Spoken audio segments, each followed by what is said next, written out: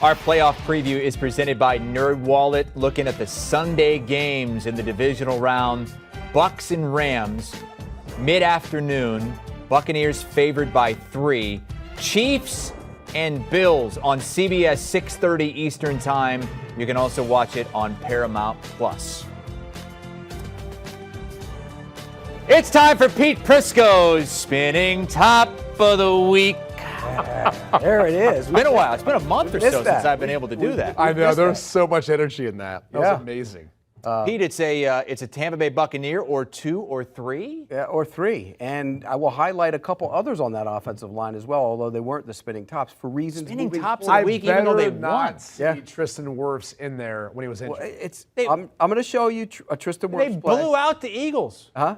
Okay, but they did not play well. And you know what? We're kind of peeking ahead here because if they don't play like this against Aaron Donald gang, you got a big problem. Ryan Jensen, everybody's favorite center, okay?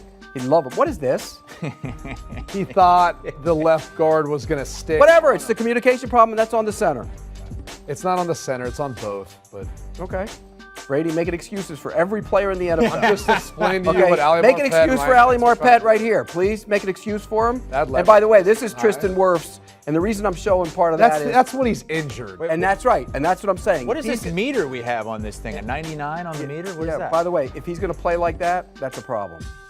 Here we go. Is that a spinning top meter that we have? Here's a little stunt inside. Tommy's doing his ducking. They didn't pick it up. Terrible. And here we got, this is the replacement for Tristan Wirfs if he can't play. Josh Wells. He was in Jacksonville. He is one of the ultimate spinning tops. There you go. Yeah, Kerrigan took advantage of him. Clearly, they're going to give. And the reason I put Wirfs on there, Wirfs is a great player. He's a Pro Bowl, all Pro right tackle. Don't get me wrong. He's been fantastic.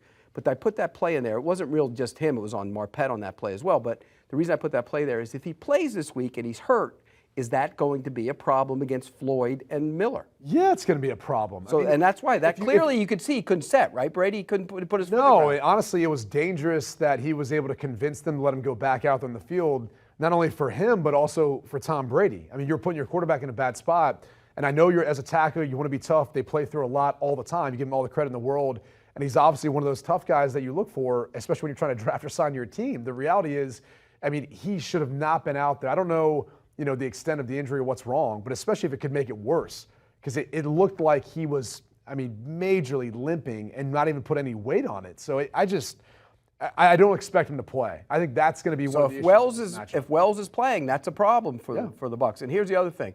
That's a good offensive line. That's why they were the spinning tops of the week. They didn't play that well. They really didn't. They're better than what they played in that game. And spinning it forward to the game against the Rams, who have a great defensive front. The Bucs are 3-point favorites in this game.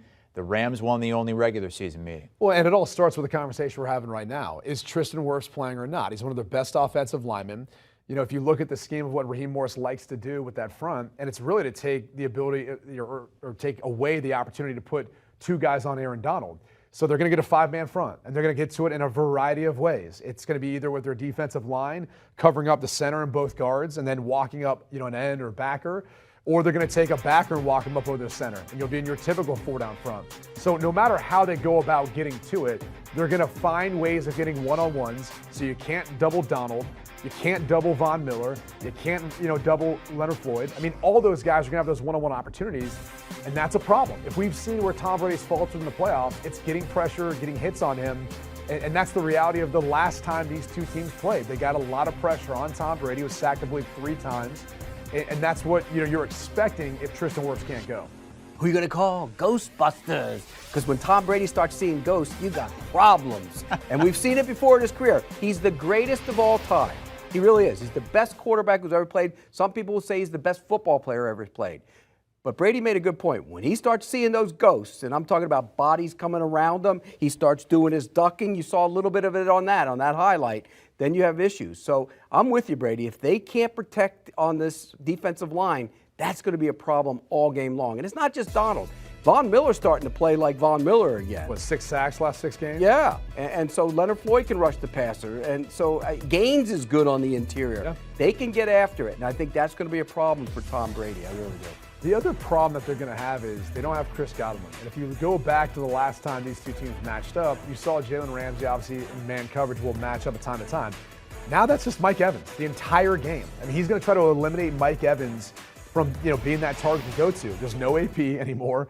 There's obviously no Godwin. Will they, though? Because they don't use him like that. They use him in the situationally, they will. And that's the difference between winning and losing games. Third down, staying on the field, red zone, being able to convert. And that's where it's going to be different. It's going to be harder for them to score than it was the first time around. Even then, again, they struggled in this matchup. So the way I'm looking at it is I think they've got to figure out a way of running the football. Take the attack to Aaron Donald. Take the attack to the Rams. And if they can't run the football, that's when they're going to be in a world of hurt, because I don't think the secondary for the Bucs is going to be able to hang with the passing attack the way they're operating right now. Matt Stafford's got a lot of momentum, a lot of confidence the way they're playing. I've always said the Rams are a little defense, and you can run on them. You can push them around.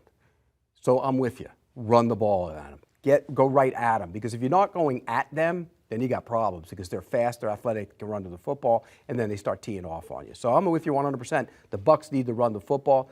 The ball got out quick last week, so the Bucs clearly were concerned about what was going on up front. I think that's going to be the strategy again, and I'm with you on the other side.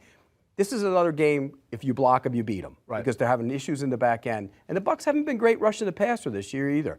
Last week, you weren't here, but the Rams were the spinning tops of the week on the interior. They bounced back and actually played pretty good last week. So give kudos to them. They must have been paying attention. I called them out, and they listened. They're going to be bulletin board material. They're going to be challenged this week, though. They are, particularly on the interior, with those two guys, with Vea and Sue on the Pete, you're taking the Rams plus the 3. Are you taking them to win the game? Yes.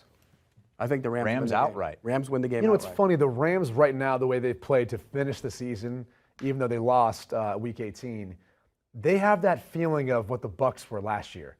That talented team who got hot at the end and rolled it all in the roll, basically, besides one game, but for the Bucs, they were on the road. But for this case, it'd be the Rams on the road from here on out. They kind of remind me of that Bucs team last year, though, and the feeling of it. I'm on the other side, though. I'm gonna lay the 3 points here with the Bucs.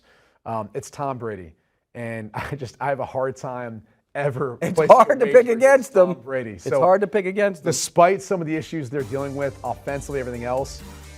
I'm not betting against Brady. Best 5 players in the game. 5 stars. Tom Brady starts there. One. Then what is it? And then the rest goes all to the Rams. Cup. Whoa. Donald. Cup. Ramsey. Donald. Et cetera. I mean, it's all the Rams after. Yeah. So I mean that's an advantage, big advantage. But it is in Tampa, home field advantage for the Bucs, which they didn't need last postseason. Pete likes the Rams to win outright. Brady likes the Buccaneers to cover the 3 points at home. Do you want a sports network that delivers everything that matters about the game? The highlights, the picks, the instant analysis, no yelling, no fake debates, no politics. Hit the subscribe button and never miss a moment.